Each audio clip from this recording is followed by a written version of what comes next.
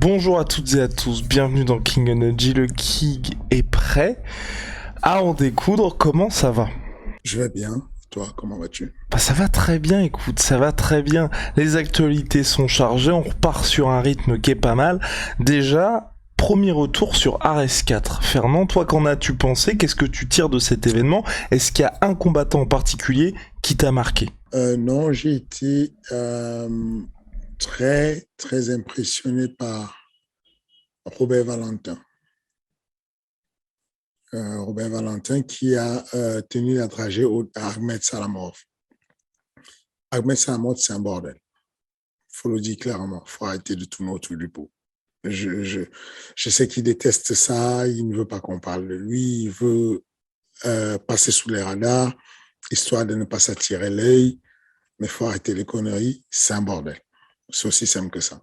Le niveau de sol qu'on a vu ce jour-là, c'est un niveau de Libye ou enfin, c'est un niveau du tournoi des Bravo, c'est un niveau d'un très très haut niveau de je sais pas quoi, de tout ce qu'il y a de solide au sol. Et il y avait tout, de l'endurance, de la force, de, de la, de la résilience, de la détermination de gagner un combat. Enfin, je suis complètement impressionné. Je suis encore plus impressionné même par ce qui a perdu.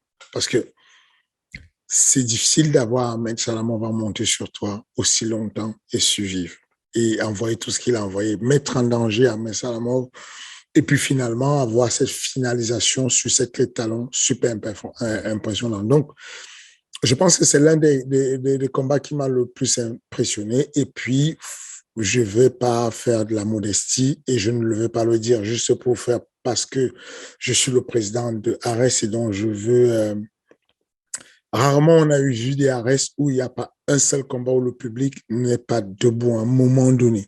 Même, même ce que je vais appeler le pire combat de la soirée, qui était entre la Portugaise Elisabeth et puis l'Italienne Nicole Dessini, est devenu un combat où c'était la guerre mondiale au troisième round parce qu'elles se sont rendues compte qu'elles avaient de retard. Nicole Dessini qui a fait le contender série, qui a quasiment tout fait en Europe, le Cage Warrior, tout ce qu'il faut, a remonté la pente et c'était limite une poursuite, une chasse, quoi. C'était une chasse, c'était vraiment, ça tirait à boulet rouge, elle a coursé dans la cage, elle montait les high kicks, tout ce qui était possible de frapper avec, elle frappait. Et donc, ça a été un 11 combats où il n'y a pas eu de stop, où ça accélérait tout le temps. Et donc, oui, j'ai adoré, bien évidemment. Le clou du spectacle, c'était le combat entre Kainan, le Brésilien, contre Damien Lapillus. C'était un très beau combat avec tout ce qu'il faut à l'intérieur d'un combat. Voilà quoi. À partir du moment où tu as un combat qui démarre dans la brutalité aussi rapidement que ça a été avec une grosse projection de la part de Damien, ensuite lui qui remonte la pente, Kainan, le Brésilien qui remonte la pente et va sortir une anglaise d'un fou furieux au second round, met en danger Damien, et puis Damien trouve l'énergie pour laisser passer la tempête. Il était sérieusement secoué, laisser passer la tempête, remonter la pente et faire comment dire, et se mettre à l'aise sur le troisième round au point de monter un high kick. À la fin, moi, ça m'a mis debout, quoi. C'était du beau spectacle. Donc, voilà. Le Ares 4, ça a été vraiment, comme quoi, méfiez-vous des Fat 4, parce que des fois, les fans de Ares, en tout cas les followers de Ares, suivent les gros noms et ne se rendent pas compte que en dessous de ce qu'il y a, on cache des pépites. Vraiment, en général, quand on vous place un nom sur Ares, peu importe ce que l'étiquette et la couverture du bouquin vous dit, faites attention. Prenez votre ticket, ne vous prenez pas la tête. Bientôt les abonnements. Donc, du coup, prenez votre saison Ares complètement. Vous avez votre saison. Ça vous coûte archi moins cher et vous savez que vous venez sur vous venez sur tous les combats à tout moment et vous êtes sûr que vous avez le spectacle parce que vous allez louper des événements où moi, je n'étais pas prêt. Je savais qu'on a concocté une belle fight card, mais je n'étais pas prêt du contenu de la fight card. Sérieusement, je te pose la question à toi, sur la main card, quel est le combat qui n'avait pas sa place à l'UFC? Ah Un ouais. combat dans la main card. Ah ouais, d'accord. Ah oui, d'accord. Il est très très très... Hmm. Non, c'est vrai que sur la main card, oui. C'est vrai Non, que non, sur la... sérieusement, Ah cherche non. bien. Fais pas, je suis sérieux. C'est-à-dire que parle-moi de qui tu veux sur la main card. Moi, j'ai été impressionné On avait, par ah le. oui, on avait peut-être encore trop tendre, je trouve, peut-être Karim Gadji sur la main card, mais c'est un combat qui était intéressant dans le sens où moi j'avais envie de le voir. Et donc peut-être qu'il y a encore un petit peu pas assez peut-être d'expérience pour lui en MMA, mais sinon c'était un des combats les plus intéressants à voir pour les gens et c'est pour ça qu'il fallait le mettre sur la main C'est vrai, card. c'est pas faux. J'ai cru qu'il était sur la fin de la préliminaire. S'il Non, était c'était sur la main card, l'ouverture, ouais. effectivement, c'était un combat où son adversaire, le Polonais, a montré beaucoup de belles choses, un très bon ground and pound, mais on a vu que le choix stratégique de Gadji n'était pas le bon choix d'absolument vouloir tirer dans la garde, même si le sol de Gadji a extrêmement évolué depuis le temps. On a vu qu'il savait bouger sa hanche, qu'il savait recomposer, qu'il savait aller chercher les soumissions. C'était magnifique. Mais vu son pedigree de boxe, vu ce qu'il a fait en kickboxing, euh, au moment où son adversaire le relève pour le slammer et qu'il a la hauteur pour prendre appui, je me suis dit qu'il allait prendre pied et repartir en boxe. Mais il a choisi de rester accroché, de l'amener au sol, sauf que l'autre a caché un redoutable grand and pound. Effectivement, ce combat-là, je ne le vois pas sur une carte d'un très gros événement d'MMA. Mais cependant, le reste de la carte, le reste de la même carte, je veux dire, j'étais vraiment satisfait. J'ai vu de très belles choses. Et donc voilà, je dis vraiment à ceux qui attendent encore de regarder la couverture du bouquin et d'être sûr qu'il y a un grand vieux nom qui sort de l'UFC ou d'ailleurs et tout, faites attention, on vous cache des pépites où il y aura des très beaux combats et vaut mieux prendre un abonnement tout de suite. Donc Ares cache des pépites, mais il y a aussi des gros bangers qui arrivent. Le 16 avril, il y a Ares 5 avec Lapillus Peña pour le titre Bantamweight. Les places sont déjà disponibles. Mais moi, je voulais m'attarder sur ce qui arrive le 25 juin, qui a été teasé lors de l'événement Karl Amoussou pour Ares 7. Karl Amoussou contre Abdouragimov pour la ceinture des welterweight. Est-ce que tu peux nous expliquer un petit peu les dessous de ces combats? Est-ce qu'il y a eu des difficultés à mettre ça en place? Parce que sur le papier, là en termes de MMA franco-français, on a peut-être le plus gros choc enfin même, on a le plus gros choc dans la catégorie. Est-ce que ça a été difficile de dire aux deux, bon bah les gars, là va falloir y aller quand même? Oui, ça a été difficile. Ok. Pas parce que les deux ne voulaient pas, mais parce qu'il y avait une complexité dans la situation de Karl à un moment donné. Moi, j'ai approché Karl il y a déjà un peu plus de temps. Ça fait des mois déjà à l'avance, avant même que il n'ait signé. Il était sur le point, il était en discussion avec le Hexagone et je ne savais pas encore ce qui s'est passé avec eux. Je ne savais pas. Voilà, j'ai envoyé ces messages-là. Et effectivement, je lui ai dit, tu as été signé déjà sur Ares, on t'a libéré pour repartir ailleurs parce qu'Ares avait eu une pause, on va repartir et on veut des vrais combats. On veut, sur Ares en tout cas, on ne fait que des vrais gros combats. Si ça n'a pas de sens et qu'on ne peut pas faire un vrai bon combat, on laisse tomber. On ne veut pas un combat chiqué, on ne veut pas un truc arrangé. Il y aura le meilleur des gars qui peut te recevoir en France. Ce sera Abdouragimov. Et donc, du coup, ça n'a pas pu se faire parce que j'ai eu une réponse très honnête et très courtoise de la part de Karl, qui à l'époque avait certaines ambitions qui étaient encore bien définies avec son organisation avec laquelle il venait de signer.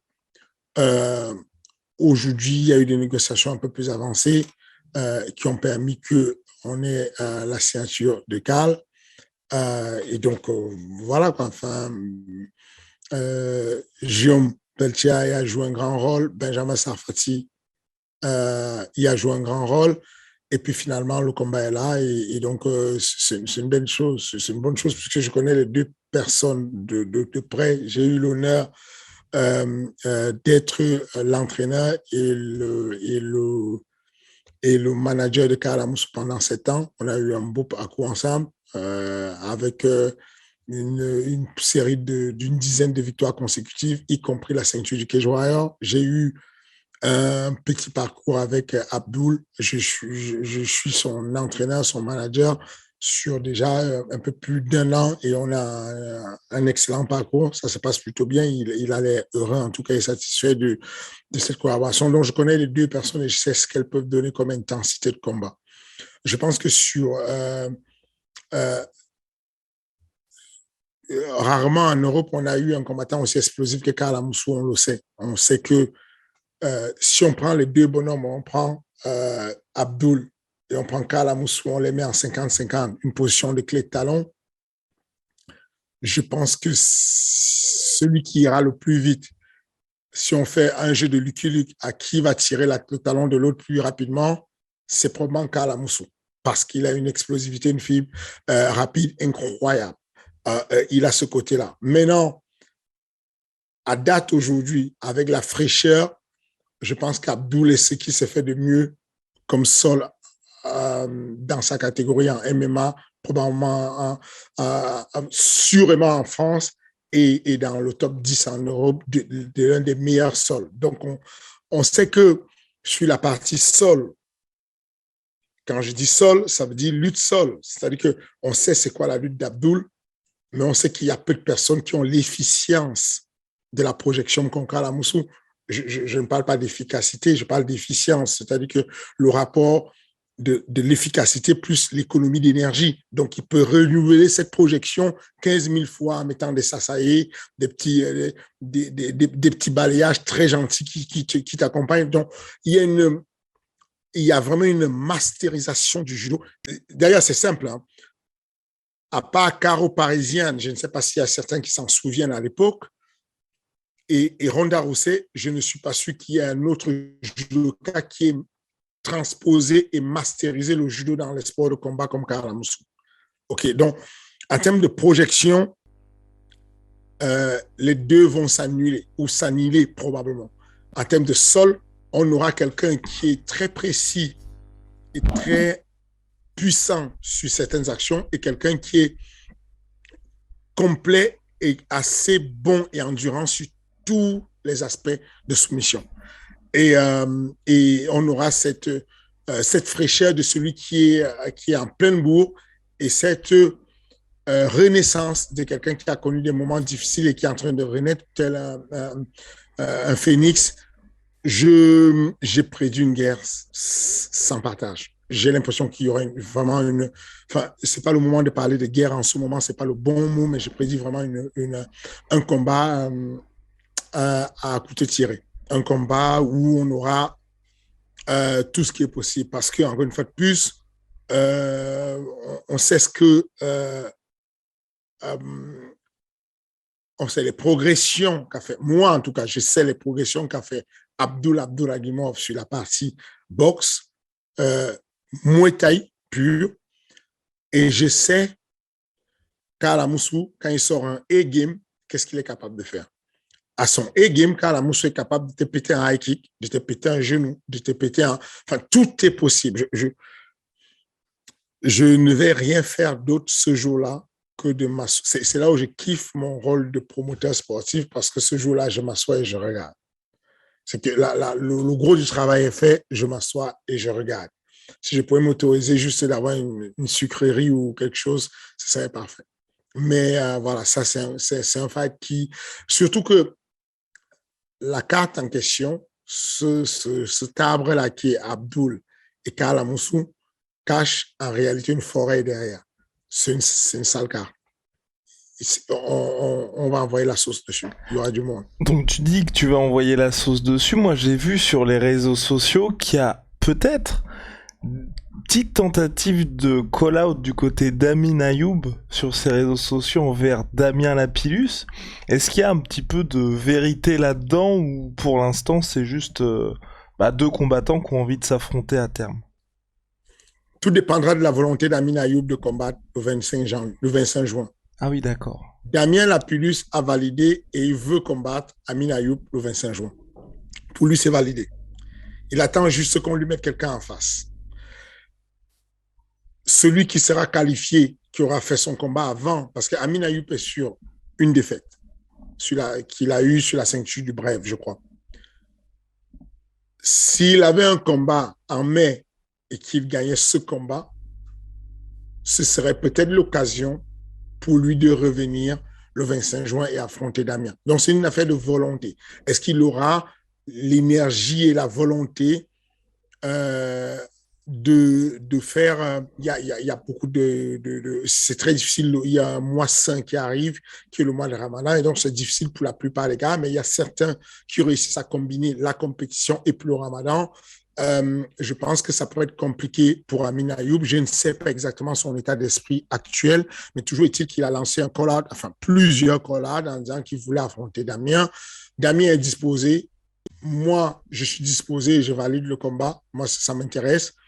Il manque un truc, il manque un détail, c'est que il y a un verre sur le nom d'Amin Ayoub. Donc, si Amin Ayoub se débrouille à trouver un verre quelque part, il sera éligible pour faire le combat parce que ce sera un beau combat. Mais voilà, il y a quelques noms sur lesquels on est en train de discuter. Peut-être Ilyes Jérôme, si jamais Amin n'est pas chaud.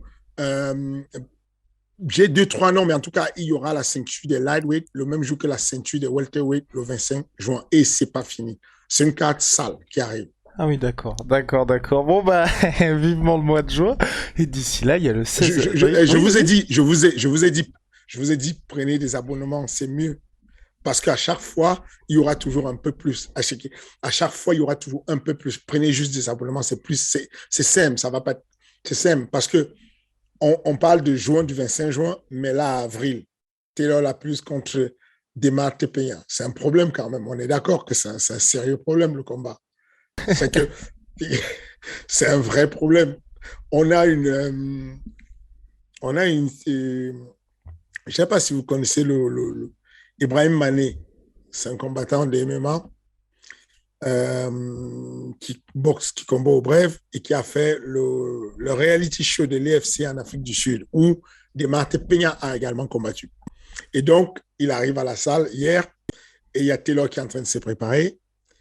Et Taylor lui dit, je sais pas, tu me fais un câlin là, tu m'embrasses, mais apparemment, tu es plutôt du côté de Peña et tout. Et donc, Ibrahim dit, mais non, arrête.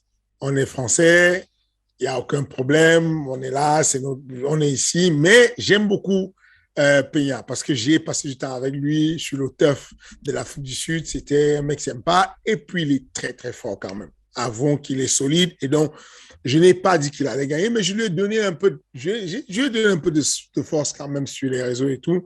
Mais voilà, on est ses francs, il n'y a aucun problème, ne t'inquiète pas, on est ensemble. Et donc, ça se met à charrer.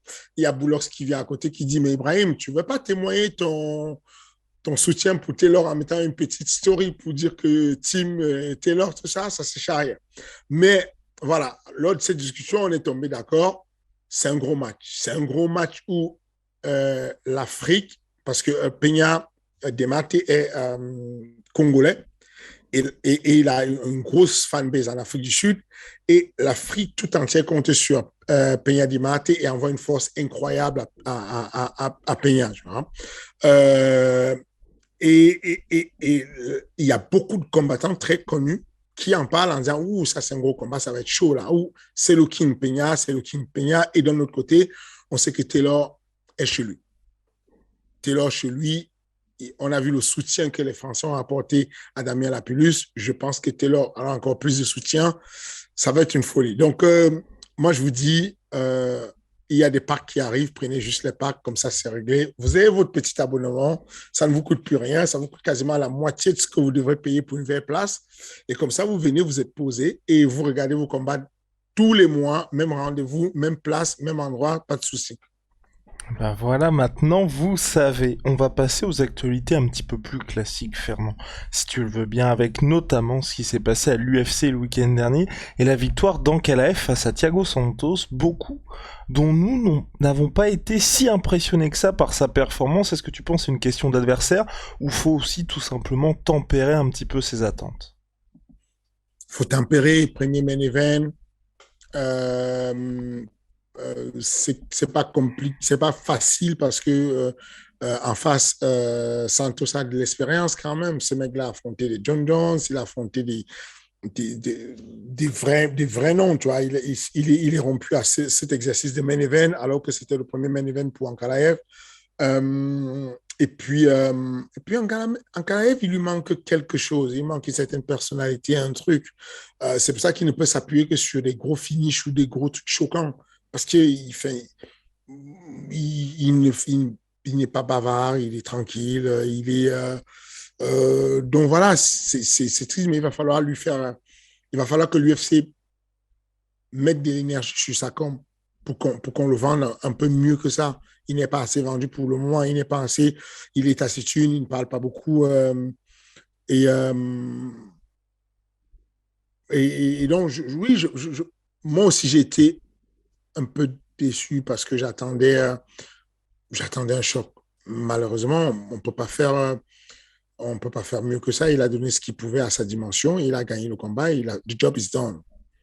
Maintenant, la suite pour lui, le futur pour lui, je le vois bien aller prendre un Smith. Ça pourrait être bien d'affronter Smith et tout, qui a déjà aussi combattu pour la ceinture, qui a perdu de pas très loin. Euh, mais voilà, c'est inquiétant parce que Santos sort quand même de pas mal de blessures. C'est un mec qui est souvent blessé. Et on pensait qu'Ankalaev allait faire le job de manière beaucoup plus radicale. Mais ça n'a pas été facile. Et bon, le combat est fait. Voilà, on y est. Je sais pas. Est-ce que tu penses que l'UFC commence un peu à être emmerdé avec cette catégorie light heavyweight? Parce que là, quand on regarde le top et les mecs qui montent, c'est des combattants intéressants, mais il y a pas de quoi, y a pas de quoi taper des records en pay-per-view, hein, parce que ce soit Glover, Jiri Prochaska, Ankalaev ou même Rakic, tu vois, c'est vraiment des stars, qui sont européennes ou alors sud-américaines pour Glover Teixeira, mais vraiment des gars où va falloir cravacher pour que l'UFC puisse en faire des stars. Est-ce que tu penses qu'il y aura peut-être une tentation de leur... Oh, oh, vas-y. Moi, je pense que il faut que l'UFC se remette en question dessus. Ok. Ce n'est pas normal que pour qu'on puisse vendre quelqu'un, il faille qu'il soit américain. Au bout d'un moment, José Aldo ne parlait pas anglais et donc on n'a pas su le vendre. Il a terminé sa carrière, on ne connaît pas vraiment José Aldo et pourtant il a fait des défenses de titres incroyables. Dès qu'on a une star qui est européenne, qui est autre chose qu'américain, ça devient compliqué de vendre. Je pense que avec l'ingénierie qu'ils ont en termes de connaissances d'événementiel, avec les moyens qu'ils ont, il est temps qu'ils commencent à penser à mettre une discrimination positive pour les non-nord-américains. Je pense qu'il faudrait que d'entrée de jeu, dès que ça commence, qu'on commence à faire des grosses activations pour rendre ces mecs-là célèbres à leur manière. Sinon, ils ne s'en sortiront pas parce que c'est du gâchis à chaque fois. Ils ont des talents et ils vont devoir laisser des talents pour aller vendre, comment dire, comment il s'appelle, le champion de BMF. Masvidal. Masvidal. Bon, voilà, Masvidal, malheureusement, il n'a pas le talent qui va avec, il n'a pas, c'est pas Prochaska, c'est pas, ces mecs-là sont vraiment talentueux, les Européens que tu viens de citer. C'est dommage qu'on dise, bon, on s'ennuie parce qu'Ankalaev, il n'est pas connu, parce que machin, il faut juste qu'il y ait une remise en question et que l'UFC se dise, OK, on va mettre vraiment de la discrimination positive pour ceux qui n'ont pas tout de suite ce côté, la tâche facile avec l'anglais pour pouvoir déclencher un processus. Il faut qu'ils aillent les stariser dans leur propre pays. En Karaïev, si on ne peut pas le rendre star aux États-Unis, on peut le rendre star chez lui et élever en fait la résonance de sa parole dans son pays et lui donner beaucoup plus d'activation. Les États-Unis, le monde aujourd'hui est global. Il n'y a rien qui empêche que Thomas Pinal, qu'on aille chez lui en Angleterre et qu'on l'élève, qu'on le mette sur un piédestal avec une communication incroyable, de la même manière qu'on fait des activations de l'autre côté. Mais sauf qu'on le fait, mais à dose homéopathique. C'est que, oui, quand Cyril va combattre, bon, on va mettre une attachée de presse de l'UFC qui va lui faire quelques plateaux sur la France, mais c'est vraiment tout petit, quoi. C'est pas quelque chose de consistant. Donc, je pense que il y a une remise en question à se faire dessus en disant on a des personnes qui ont un potentiel, équilibrons les choses et apportons l'énergie dessus pour que ces personnes deviennent des stars, quitte à faire des reality shows dans les pays des personnes en question.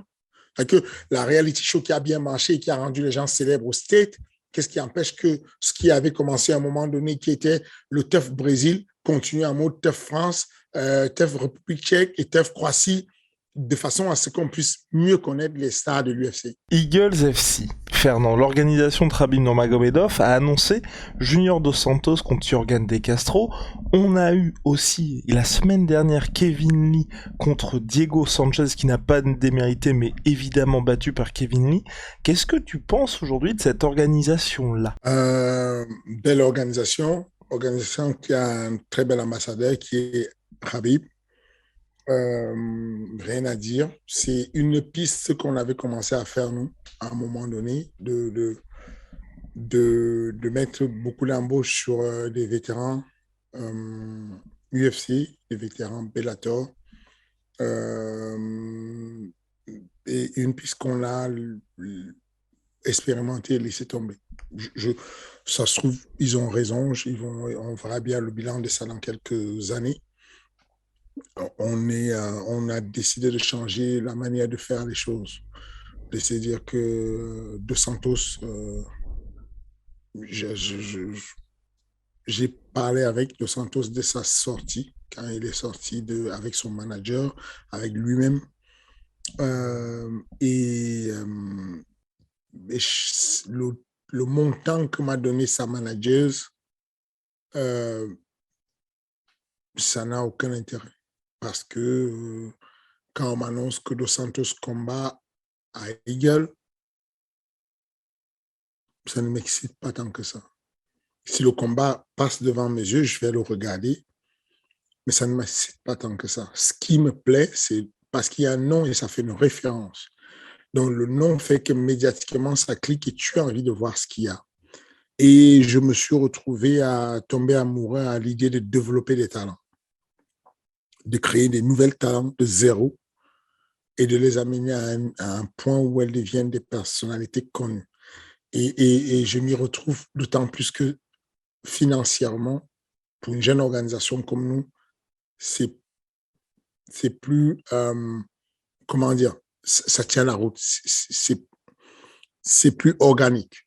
C'est plus organique de monter gentiment avec des personnes qui, en plus, ont l'identité de l'organisation. C'est que quand Dos Santos arrive sur Eagle, on sait que Dos Santos est un mercenaire qui est venu prendre un billet et qui va affronter comment il s'appelle, De Castro. Yorgan De Castro. Bon,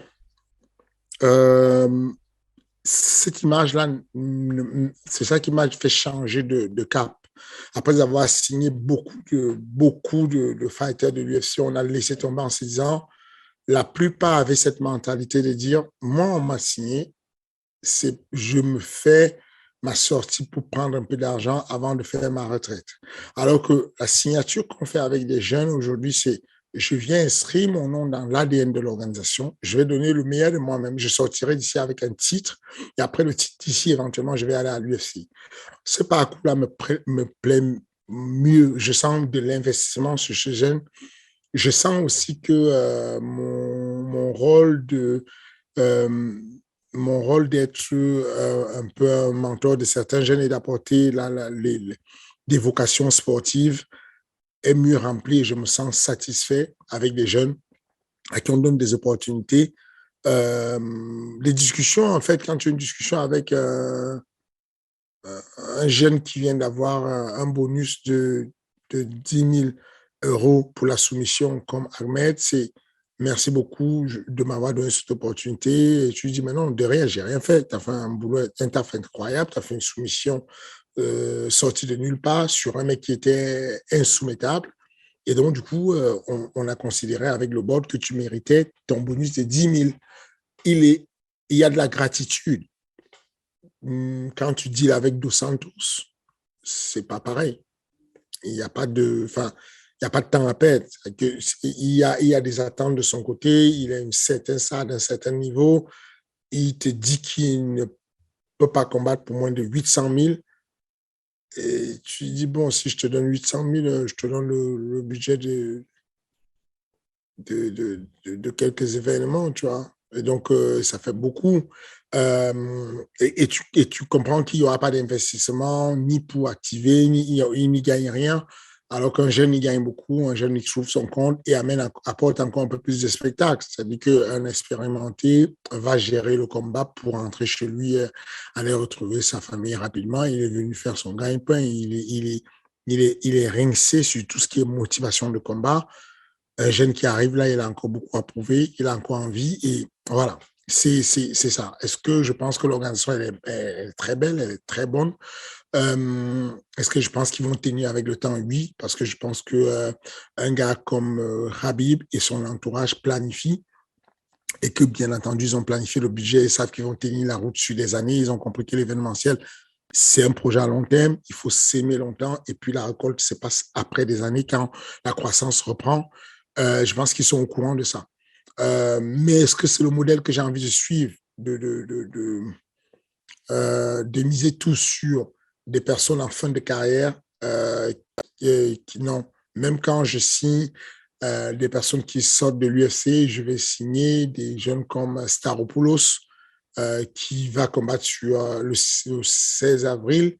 Mais Staropoulos, il sort de l'UFC, mais il est encore tout frais, quoi. Il n'a pas 30 piges, donc il peut se développer. Quand on signe, il y a 2 jeunes filles qu'on a signées récemment, vétérans de l'UFC. Ce sont des personnes en développement, en plein développement, qui sont en train qui ont perdu des combats, 2, 3 combats à l'UFC, mais qui ont moins d'un quart de siècle et qui sont déjà sortis de l'UFC. Un peu comme à l'image de Taylor Lapillus, qui est un vétéran de l'UFC, qui est sorti de l'UFC, qui a eu 4 victoires à l'UFC, 1 défaite. Il a l'expérience de l'UFC, il a l'expérience du haut niveau. Et la motivation reste cependant intacte parce que, mine de rien, il est encore tout jeune. Voilà un peu ma longue réponse sur IFC. Eagle FC. Merci beaucoup, monsieur. Et d'ailleurs, oui, dernier point sur Eagle FC, le changement de cap, de passer d'une organisation qui évoluait exclusivement en Russie, donc mais c'était avant les problèmes que l'on connaît, à directement se dire on va aux États-Unis. Est-ce que toi, c'est un choix qui est payant ou, enfin, le changement de stratégie, est-ce que c'est quelque chose surtout que tu comprends? Je ne sais pas les tenants et les aboutissants. Je sais que tout ça, je l'ai essayé. C'est-à-dire concrètement, quand on a créé la Ligue, on est allé en Belgique. Et le Covid nous est tombé dessus. On est allé à Johannesburg, où on avait déjà loué la salle et fait tout ce qu'il faut. Un investissement, un déplacement d'Arès. Arès du Sénégal, 1 million. Arès de Belgique, à peu près 1 million. Arès d'Afrique du Sud, 1,2 million. Je parle en euros. C'est violent. Donc, moi, j'ai mon avocat des États-Unis qui nous a demandé si on souhaitait déclencher les visas PO pour pouvoir déplacer, aller faire nos événements sur les États-Unis. Je lui ai dit de travailler dessus, mais je lui ai dit qu'on n'était pas sur le point d'y aller tout de suite parce que, encore une fois, je pense que Eagle FC trouve un intérêt profond à y aller puisque ils sont déjà pas mal investis sur les États-Unis. Ali, le manager de Habib, qui travaille déjà aux États-Unis, il est très bon sur le matchmaking et sur le management. Donc, il y a moyen qu'il puisse les aider dessus. Mais je sais qu'en termes de logistique, ça demande beaucoup d'argent. Et je dis qu'une petite ligue comme nous, Ares, nous avons cette envie de durer, cette envie d'apporter du bon spectacle et déjà de satisfaire le public européen, surtout le public français et ensuite le public frontalier de la France. C'est d'abord ça qu'on a envie de faire. Et on va méthodiquement. Et aujourd'hui, on a choisi de dire qu'on va repartir à l'international sur fin 2023, peut-être même 2024. Parce qu'on n'est pas pressé de repartir en Afrique du Sud alors qu'on n'a pas construit une fanbase et puis des stars en Afrique du Sud. Les États-Unis, le benchmark, c'est l'UFC. L'UFC, avec tous les moyens qu'ils ont, ne viennent même pas en France. Et putain, ils ont déjà quelques stars en France. Nassourdine, Manon Fiorot, Cyril Gane.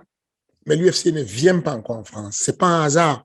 C'est que dans mes discussions avec les développements des organisations et de ce qui s'appelle comme événementiel, les vice-présidents de l'UFC chargés du développement, on aborde ces sujets-là. Et stratégiquement, ils disent, bon, vous pouvez le faire, ça fait bling-bling. C'est bien d'annoncer Eagle FC était aux États-Unis, Cage Warrior était aux États-Unis. Mais c'est juste un coup de pub. En réalité, vous ne pouvez devenir bankable que si vous allez dans un secteur où vous avez fait quelques stars, vous avez fait une fanbase, et là, du coup, le getting devient intéressant. Encore une fois de plus, je parle avec le peu de connaissances que j'ai, avec beaucoup d'humilité, parce qu'il se trouve peut-être Khabib a d'autres infos et d'autres choses, d'autres intérêts à y aller. Peut-être même les cours lui sont gratuits. C'est-à-dire que moi, aujourd'hui, j'ai le Maroc qui m'invite à faire des connaissances au Maroc, qui m'invite à faire un show qui est quasi financé en totalité. J'ai à Abu Dhabi un show qui est financé en totalité. Je pense que je vais y aller à un moment donné et que je vais voir avec mes collègues. Est-ce que vous... non, Arabie Saoudite. J'ai dit Abu Dhabi, mais c'est Arabie Saoudite. On a un show qui pourrait être financé en totalité. Si c'est financé, je n'ai pas de problème. De la même manière que vous voyez l'UFC aller à Abu Dhabi parce que tout est financé et qu'ils ne perdent pas beaucoup d'argent. Aujourd'hui, on a envie d'être constant, on a envie de durer, on a envie de faire correctement les choses. On a d'autres champs d'intérêt comme le fait de salarier des athlètes, par exemple. C'est un vrai champ de bataille où on voudrait à terme, moyen terme, pouvoir avoir des athlètes qui ont une prévoyance sociale, qui cotisent pour leur retraite, qui ont de la sécurité sociale et qui combattent avec un salaire tous les mois qui est réparti, étalé en fonction du nombre de combats qu'ils ont fait. Donc, voilà, stratégiquement, ce développement-là est possible, c'est correct. Si je connaissais les dessous de table, j'en dirais plus, mais je vous parle qu'avec le peu de connaissances que j'ai, nous, on a décidé de renforcer déjà nos bases et notre positionnement ici à Paris. Et ensuite, quand on aura établi les choses, quand on fera des sold-out dans des belles salles avec 10 000 places, 20 000 places, bon, on se dira on est assez solide pour commencer à se déployer. Je pense qu'on n'a pas envie de refaire les mêmes erreurs et se déployer de manière un peu trop tôt, ouais. On va passer maintenant aux questions. Vous le savez, chaque semaine, vous pouvez poser vos questions à Fernand Lopez. Ça se passe dans l'espace commentaire si vous regardez les vidéos sur YouTube. Si vous écoutez le podcast King Energy sur toutes les plateformes audio, vous allez également sur YouTube, vous tapez King Energy, dernier podcast, espace commentaire, et on en sélectionne 3 pour la semaine suivante. Cette semaine, première question de Rémi G. Ma question est la suivante. Que pensez-vous de la rumeur qui dit que Stipe Miocic et Tai Tuivasa s'affronteraient en juillet? Ça laisserait le champ libre pour un Cyril versus John Jones? Point d'interrogation. Et ensuite, la personne a modifié sa question le 14 mars pour ajouter une autre question. Si jamais Volkov ne peut pas combattre le 19 mars, vraisemblablement il va combattre le 19 mars, Cyril serait-il prêt à jump in contre Tom Aspinall? Avez-vous été contacté par l'UFC? Non, Cyril n'est pas prêt à jump in pour prendre la place de Volkov à Londres. Mais cependant, Cyril a ses billets d'avion pour aller à Londres. Je pense qu'il devait décoller demain, mais son emploi de temps a changé avec des obligations auprès de Madame la ministre. Et donc, du coup, il décollera pour aller à Londres après-demain. Mais non, il ne décolle pas pour aller combattre, il décolle pour aller remplir ses obligations de guest star de l'UFC. C'est tout. La rumeur Taito-Vaza Stipe, c'est possible, c'est probable, c'est quelque chose qui est faisable. C'est un très bon plan pour Taito-Vaza. C'est également un très bon plan pour Stipe, ça pourrait l'être, ça m'étonnerait, puisque Stipe a sans cesse revendiqué qu'il voulait combattre tout de suite pour la ceinture. Peut-être il y voit un moyen de gagner un peu d'argent et d'avoir une victoire facile en amenant Taito-Vaza au sol. Peut-être. Cette rumeur-là, elle est possible. Je ne peux pas ni infirmer ni affirmer, je n'en sais rien. Mais voilà, ça pourrait bouger les choses et là, il y a des ouvertures qui se passent pour les jeunes en ce moment, d'autant plus que l'UFC attend de voir le positionnement de Francis, attendait de voir. Je pense qu'il y a eu une sortie qui disait que ce qu'on savait déjà, qui confirmait que la blessure de Francis allait prendre une année. Le hasard fait que cette année-là correspond à la fin définitive de son contrat.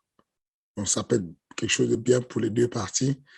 Mais quoi qu'il en soit, à la suite de ça, il y a beaucoup de champs libres pour les jeunes comme Thomas Spinal, qui va combattre bientôt contre Volkov. Je pense qu'il va battre Volkov, même si Volkov est compliqué à gérer, c'est compliqué de gérer l'équipe de Volkov, mais je pense que je suis un basique one-two, bien placé, rapide, il peut tomber.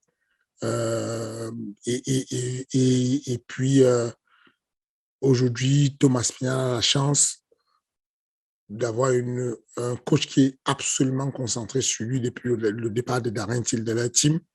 On sait que son papa est l'une des plus anciennes ceintures noires de jiu-jitsu brésilien en Angleterre et que c'est un kickboxer, c'est un boxeur, mais qui est black belt de jiu-jitsu brésilien et qui est gradé par son papa et qui est solide black belt. Donc, attention, je pense que Tom peut gagner et toute cette vague de jeunes là commence à monter, d'autant plus que le lion indomptable il sera inactif durant une année, ça peut laisser des opportunités. Certainement, ça pourrait aussi donner une ouverture à John Jones de prendre une ceinture intérimaire quelque part. Donc, voilà. All right. Et visiblement, les Dagestanais sont arrivés au Factory. C'est pas exactement c'est pas exactement des Dagestanais. Il y a deux vagues. Il y a un groupe de Dagestanais qui arrive au Factory, qui est un groupe de lutteurs, notamment un de 93 kilos, un autre poids lourd, qui sont des très bons lutteurs. Mais il y a surtout ces lutteurs-là de l'Ossétie. Je ne sais pas si c'est un tout petit pays dans le Caucase aussi, qui a un très, très grand nombre de lutteurs aux Jeux Olympiques, entre la Tchétchénie, le Daghestan, et ils sont quelque part là, l'Ossétie, et qui font... voilà. Donc, effectivement, ils ont débarqué, mais voilà quoi. Et c'est d'excellents lutteurs, mais impressionnants sur leur striking en même temps. Ça se passe comment pour l'instant? Très, très intéressant. Ça se passe comment? Non, ça se passe tranquillement. Il y a Cyril qui commence à bouffer de la lutte, mais on est encore à la phase de... Comment dire? À la phase de développement. Et cette phase-là, c'est une phase un peu ludique où ça ne souffre pas encore, où ce n'est pas la grosse galère encore. C'est soit de prendre des marques, d'habituer les sparring à se faire pour se connaître, pour éviter les risques de blessures.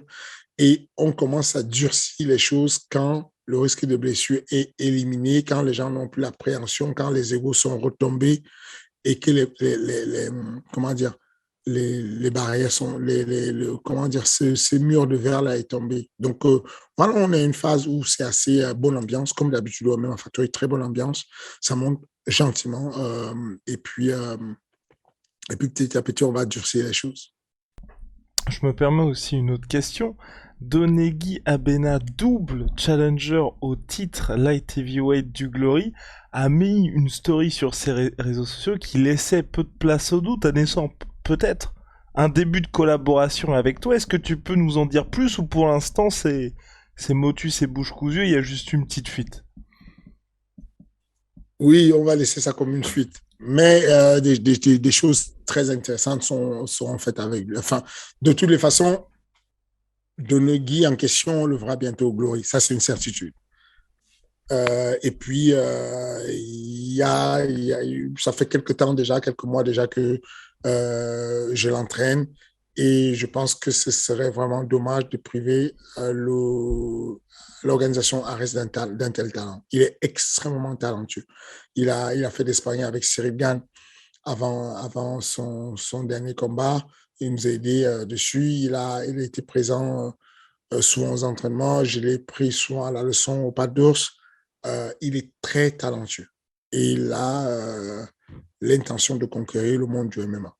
Donc, son passage du Glory à Ares ne va pas tarder.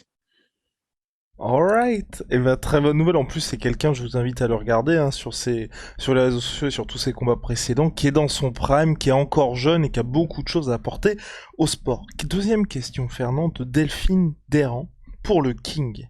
Avec les yeux rivés sur autant de petites pépites dans ton club, il n'est pas difficile de voir d'autres potentiels à venir et de se concentrer sur eux. Repose la question parce que la chute, j'ai pas très bien compris. J'ai eu une affirmation, mais je n'ai pas eu une question. Alors en gros, est-ce que c'est pas trop compliqué pour toi, avec toutes les pépites que t'as pour ton club, de te concentrer sur les autres également? Euh, non, non, c'est pas compliqué. C'est sûr que mon jugement sur les pépites que je connais autour de moi est beaucoup plus précis parce que je les vois, je les connais et je peux doser les match-ups. Je peux doser les équilibres. L'idée, en fait, c'est d'avoir un bon dosage avec mes collègues du matchmaking et dire, OK, ce combat, il est validé parce que je pense que ça va faire un gros match. Tel que je le vois à la salle, tel que je l'ai souvent vu, voilà ce que ça va donner. Maintenant, est-ce que c'est difficile? Non, le matchmaking d'arrêt, c'est complètement ouvert à toutes les propositions venues du monde entier et on examine rapidement. Tout ce qu'on veut, c'est avoir une image sur laquelle on peut se projeter. C'est de se dire, OK, à Donegui dont on parle, on peut se projeter. Comme tu l'as dit, il est jeune, il est frais, il est lourd, il tape lourd, il vient du Glory, il a un très bon passif, il s'entraîne dans tous les grands clubs de la Hollande, il a comme pour mentor Melvin Manœuf, c'est du solide. Et donc, du coup, tu sais que tu peux miser dessus parce que, comme tu disais, les grosses carrières aujourd'hui sur les live heavyweight, ça bat un peu de l'aile. On voit bien que c'est pas. Voilà quoi. Donc, il y a moyen de faire quelque chose avec lui et c'est ce qu'on veut. Moi, les talents, je les regarde, j'observe et comme je dis toujours, quand il y a un jeune qui vient à moi, soit à ma salle, soit sur les réseaux, il me demandait de combattre, tout ce que je dis, c'est tout ce que je cherche. Quoi. Tu n'as même pas besoin de me vendre ta personnalité ou ton charisme ou ta force. Tout ce que tu as besoin de faire, c'est de combattre. Que moi, je veux juste des beaux combats, quoi. Et donc, du coup, si tu peux combattre, peu importe tes origines, peu importe ta situation géographique, il n'y a pas de problème. On te fera combattre si, sur la carte qu'on a mis, ça a un sens. C'est tout. Et toute dernière question, guerrier de la lumière, attention. Question pour Fernand, s'il devait créer le combattant parfait et qu'il devait choisir une qualité chez 5 combattants actuels. Quel fighter choisirait-il et quelle qualité?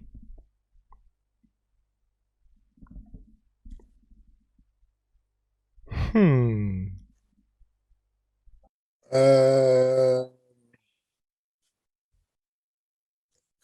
Bah, en termes de qualité physique,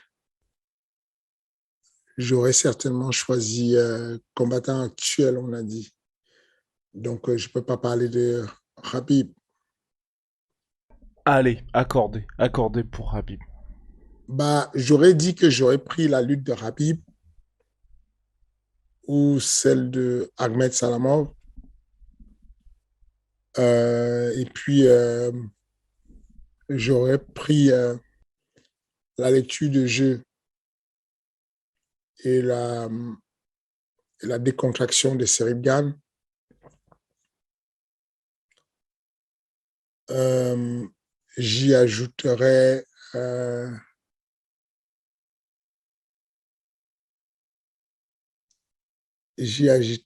le sol de... J'arrive même pas à savoir aujourd'hui, quand tu enlèves Damien Maya, qu'est-ce qu'il nous reste comme sol, quoi, à vrai dire. Il y a quoi comme bon sol? Parce que même, même le Brésilien, là, comment il s'appelle, 77 kilos, qui va affronter Khabib, justement. Euh, Qui va affronter Non, qui va pas affronter Habib, qui ouais, va... Par rapport à quoi tu dis ça? Qui est à l'UFC, du coup.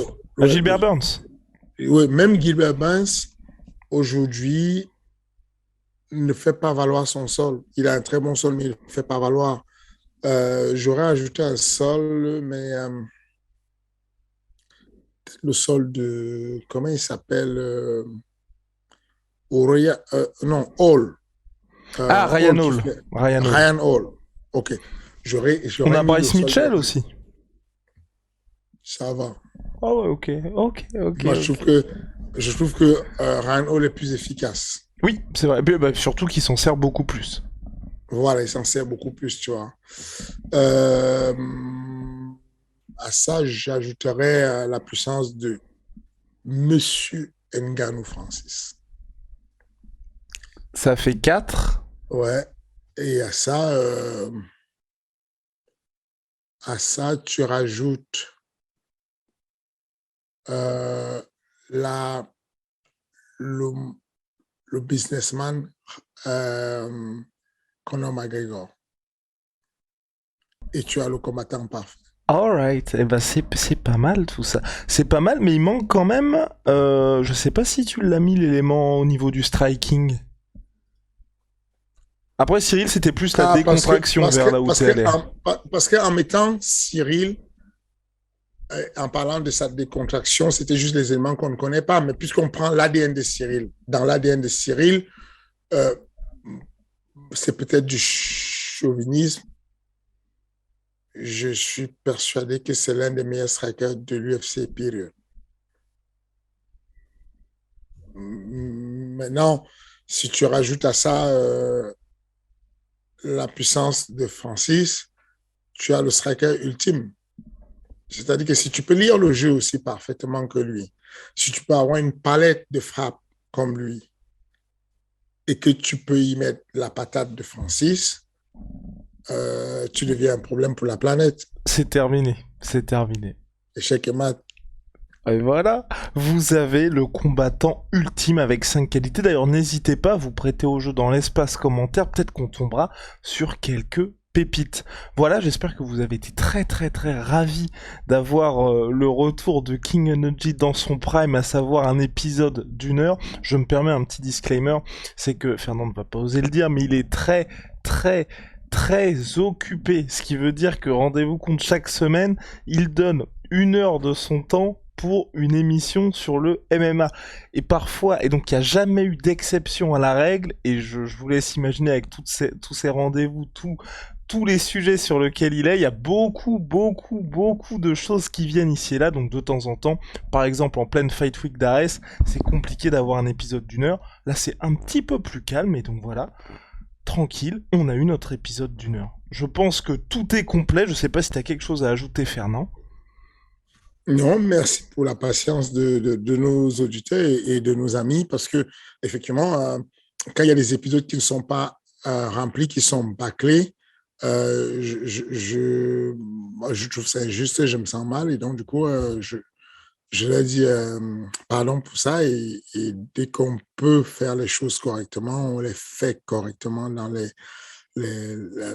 bonnes formes. He made King Energy great again. Allez, à la semaine prochaine, monsieur. Salut. Parfait.